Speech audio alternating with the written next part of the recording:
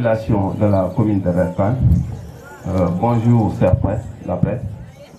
C'est moi, Barendiaï, porte-parole de la famille de Lissa Tine. Nous sommes réunis ici aujourd'hui dans le village de Sew, village natal de la fille Lissa Tine, qui a été séquestrée depuis le 14 avril 2019 par son ex-mari Modou Yat. Après les faits, ce dernier a été sur la base de on ne sait quoi. Et ceci a soulevé l'ire de toute la commune de Réfane. Et l'ensemble des jeunes de la dite commune s'est réuni pour faire face à cette injustice. C'est pourquoi, sur cela, on a commis un avocat, à savoir Maître Hassan Diom Mandiaye, pour que justice soit faite. Une plainte a été déposée avec constitution de partie civile devant le doyen des juges du tribunal hors classe de Dakar. Et le dossier est confié aux juges du 8e cabinet. Et pour cela, nous lançons un appel aux autorités étatiques, à savoir le président de la République qui est le premier Sénégalais, le ministre de l'Intérieur chargé de l'ordre de la République et le ministre de la Justice ainsi que toutes les autorités judiciaires pour que justice soit faite, pour que la fille soit libérée. La justice reste actuellement le seul rempart de la famille. Et la patience a des limites et le stoïcisme aussi a des limites. Car si la justice n'est pas faite, malgré le fait qu'on est dans un état de droit, il peut risquer d'avoir justice civile. Parce qu'il est inadmissible, inacceptable qu'une personne disparaisse comme ça et que l'auteur de cette disparition va librement à ses préoccupations comme si rien n'était, alors que tout le monde sait que c'est la dernière personne qui a vu Lissa et qui l'a ramené, c'est lui. Donc nous lançons un appel aux autorités pour que la justice soit faite et que la fille soit libérée et rendue à sa famille. Parce que son père est là, l'enfant le bébé qu'il avait laissé ici, il est là. La famille est nostalgique de sa fille et cet enfant que vous voyez a besoin de voir sa mère. Nous vous remercions.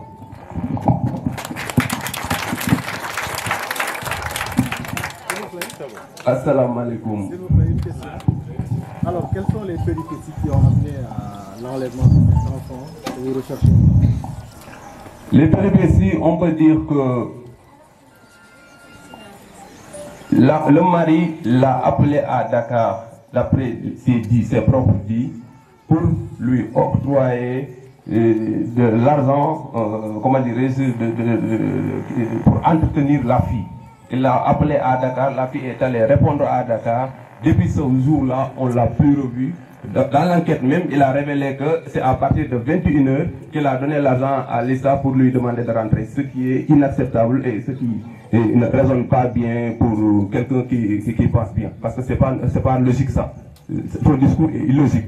Parce que c'est lui qui l'a appelé. C'est lui qui a payé le clando, qui l'a transporté de Toubatoul à Dakar. Et c'est lui qui l'a payé par le biais des magasiniers le prix du transport, et les gens qui gèrent le magasin ont remis les clés. Ont remis les clés à Lissa pour dire exactement ce qui est. C'est la dernière personne qui l'a vue vivante et qui l'a ramené de Toubatoul à Dakar. Donc on ne peut fonder notre argumentaire que sur cette personne qui reste le principal auteur de tout ce qui se passe. Et aujourd'hui, vous avez espéré en justice. Est-ce que vous avez espoir de retrouver votre enfant? Oui, vous savez, dans un état de droit, nul ne peut se faire justice soi-même. On est dans un état de droit. C'est la raison pour laquelle on a bel et bien porté plainte. N'eût été cela, il y aurait faille depuis, parce que on ne peut pas rendre justice soi-même. C'est pourquoi on a saisi la justice.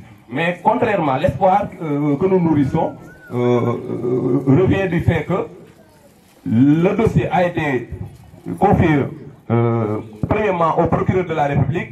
Il avait classé le dossier. Mais quand nous avons commis l'éminent avocat, à savoir Maître Hassan Diom Mandiaye, il y a eu réouverture du dossier, le doyen des juges, le procureur de la République, a accepté de réouvrir le dossier et de confier le dossier au juge du 8e cabinet, à savoir le juge Seck. Donc l'affaire est en instance. Ce qui fait que, actuellement, n'eût été les péripéties de la grève de justice, actuellement, la grève de la justice, il y aurait procès depuis. C'est pourquoi, vraiment, on pense bien qu'un procès juste et équitable sera tenu. Mais est-ce que avant que le mari ne soit arrêté, est-ce que vous aviez un avocat auparavant?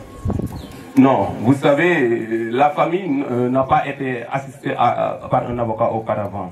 Donc on peut en déduire que c'est la raison pour laquelle le mari a été libéré automatiquement après son arrestation.